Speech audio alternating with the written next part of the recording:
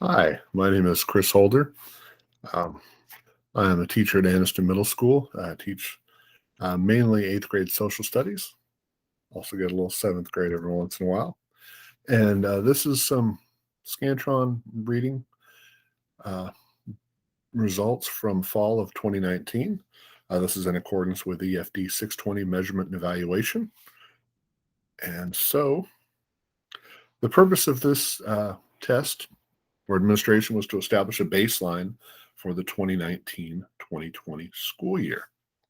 So this was the first test that was given. Um, Here are demographics with regular education and special education. So 42 males, regular, and 9 special ed, and 39 females, and then 5 special eds. Here's another breakdown of the demographics for Anniston Middle School. For the eighth grade, I should say, at this time, 92% African American, and then an even split of 4% for Caucasian and 4% Hispanic. All right. So this is basically the results that we had. We had 2 that were in quartile 4, 12 that were in quartile 3, 2 in quartile 2, and the overwhelming majority was quartile 1, 49 students. So half of all students scored in quartile 1, which unfortunately is the lowest of the 4 quartiles. That's the way Scantron would do it. So you can see here that quartile 2 or quartile 4, excuse me, the 2 students that we had scored above 3115, and they were in that range of 3122 to 3371. So we did have, the students that scored in there, and they knocked it out of the park. And then you can see what the range is for quartile 3, and then quartile 2, and then of course quartile 1, where the majority of our students scored as far as that one quartile there. You can also see the range there from 1650 all the way up to 2750. And what you can notice is there was not a lot of students that were kind of on the fence. They pretty much scored just right solidly within that quartile. So obviously, sometimes you've got what we call bubble kids. That's what our principal would call them. Those kids that are like just a couple points away. Those are the ones you want to concentrate on because those are the ones you can move. But really, with this administration of the test, we didn't have those quote unquote bubble kids. So that made it a little bit more of a challenge. You really had to dig in deep to get those kids that were capable of moving. Now, I should say that makes it kind of sound like we only want to work with kids that don't move, but what I'm saying is those ones that you really kind of think you can, but really, of course, you work with all kids, and you really want every single kid to move. But as that same principle says, sometimes you want to look for the ones that you can get more bang for your buck. All right. So if we look at this, the demographics and populations in special ed, we actually did have some in quartile 2. 2 of our males and 2 of our females were in the second quartile, and they did pretty well there. I mean, they were very much solidly. It doesn't look like they just barely made it in, which anytime you can see special ed get above the bottom, that's a good thing. All right, and you can kind of see that that lowest score that we had, the 1650 on the previous slide, is showing up right here. So it was a special ed student, and that's okay. And this the Scantron is tough because there's not really accommodations that can be made. It's all computer based, and it's about the only thing they can do is have it read to them, with the headphones on. So that is kind of a challenge.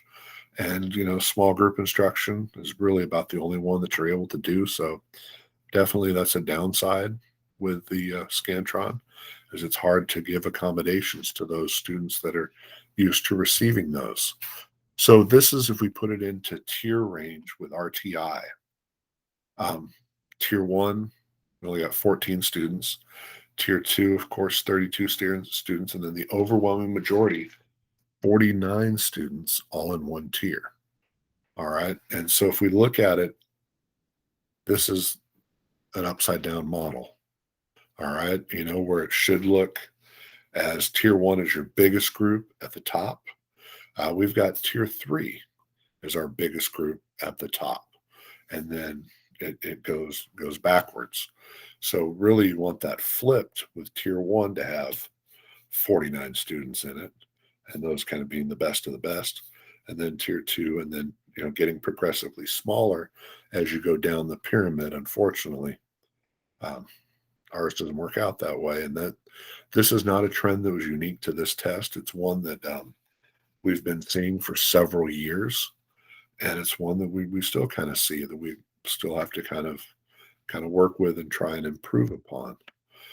We did have some areas of celebration though, and you could see, in some fiction, we did have, majority of our students doing really well on there, and learning will extend the meaning beyond an eighth grade short fictional text. Learner will identify a story in detail. All right, and look at this one, the long passage. Man, that's awesome because really, I mean that's a lot of stamina that you've got to develop to be able to do that. So there are some really good bright spots here. Theme they did really well on, and context as a clue. All right, here are some of the places that we need to kind of work on. All right, reading vocabulary, long passages though, even though we did have some good ones, we did kind of still have some other areas. And nonfiction again is something that we kind of struggle with. So the timeline that we wanted to see was by the end of the 9 weeks, and then at the end of the fall semester. Tier three, of course, we're going to benchmark those guys about every 2 weeks just to kind of make sure that what we're doing is working for them. We want to use some structured practice, academic games, vocabulary.com, and also, collaborate with the history teacher, especially those Greek and Latin words. We get to use those all the time. But our overall goal, we wanted to decrease tier three by 10 to 15%, and then increase the subsequent tiers one and two by 20%. So we want to decrease the bottom and we want to increase the top two. Um, for the long passages, we want to work on previewing, highlighting critical information, chunking content, and use some physical movement. Get the kids up there moving around and working. And then same thing with the long fiction or the nonfiction, excuse me, previewing, examining texts, organizing um, students to interact, allow them to talk to each other, and then also collaborate with science and history teachers because, man, that's all we do in history is nonfiction. And so kind of work with stuff that would help them, prepare them to do better on these exams, and kind of, again, get more bang for our buck, so to speak. All right. Well, I thank you for your time and thank you for allowing this to share with me. And I hope we all learned something. Thank you.